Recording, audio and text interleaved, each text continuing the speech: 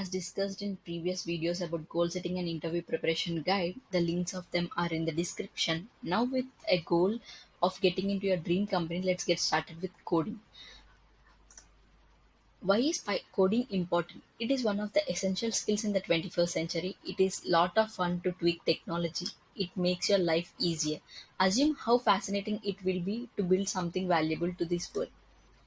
Benefits of learning coding: you can convert your idea into something real, you can build real world applications, you will have great opportunities for job, you can do freelancing with these skills.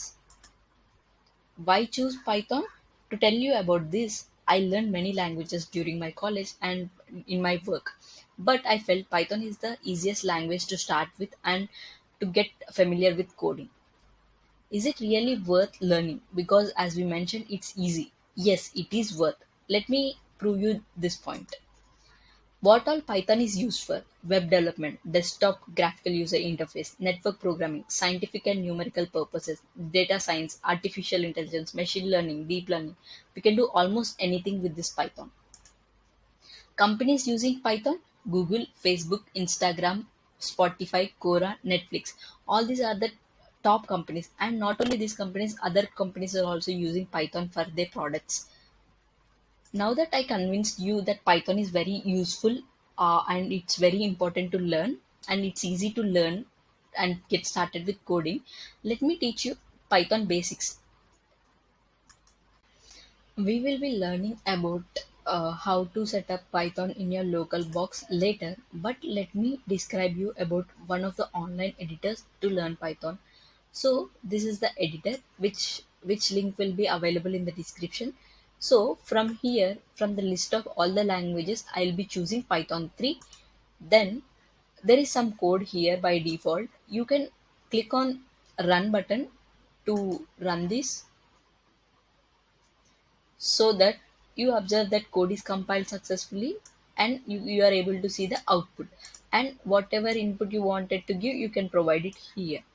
Now that we are acquainted with the IDE, let me tell you about one of the how to get started. So consider there is a baby in a house, and what she does is like she first hear about what other people are talking, and then she tries to repeat the same things, and that way she learns language. So say now I want to hear something from user. So in Python, to hear something from user, you need to use input function. What is function? We'll be discussing this later. Just concentrate on what we are discussing here. So when I give input, say hello Python. Now, and I'll click on, see, I'm writing code in the editor. I'm giving input in the input section, and I'm clicking on the run button. But even after compiling the code successfully, I'm not able to see any output because we are able to hear, but we are not able to tell the user. So, to speak or to tell any user about anything, we will be using the print function. Again, function we will be discussing the later videos. So, print, and I'm giving something what I'm getting from the user. So, let me run it. Now we are able to write the input to the output screen. Now let me do one thing. Let me also write hello world.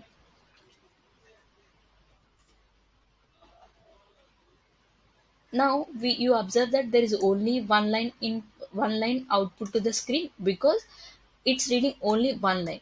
In Python, input will be reading only one line at a time. So in order to read multiple lines, we will be writing int input.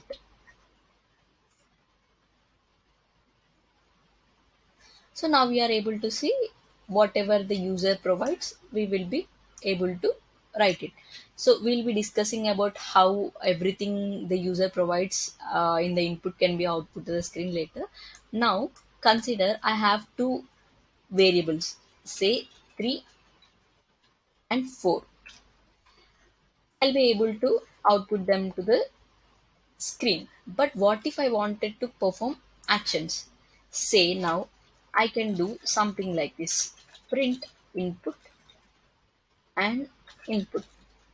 We are just using the input here. This will lead to 3 and this input will give us 4. So let me get rid of these two lines. So now, right, it's concatenating the strings because we are using as strings. Now that we are concatenating, right?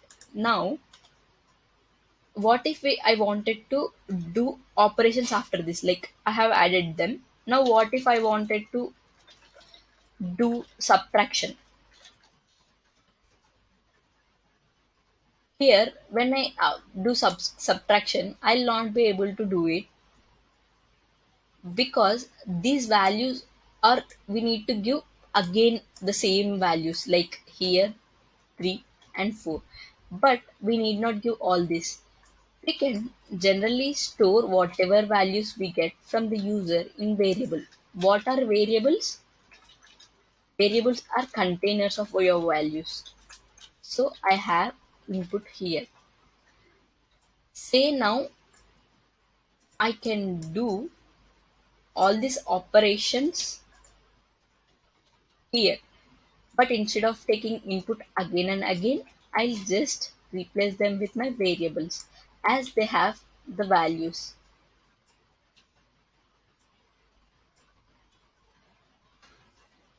So now that you understand th- that we are able to take, but we are getting error here, right? In the previous thing also you saw that 3 plus 4 equal to 7, but we got 34.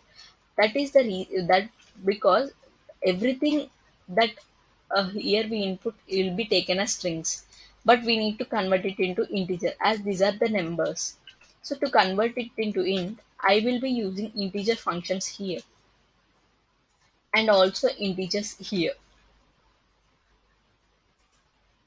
Okay, and then I'll convert integer b, and now I'll run the same code. Now you observe that 3 plus 4 is 7 and 3 minus 4 is minus 1. We got exactly what we expected. So now we discussed three things. One is input, how to read input from the user. One is output, how to print anything to the console or to the output window, and also how to store the values in our variables. Why we need to store values in the variable? Because we might not only perform single operation on them, and we might need them for later use as well.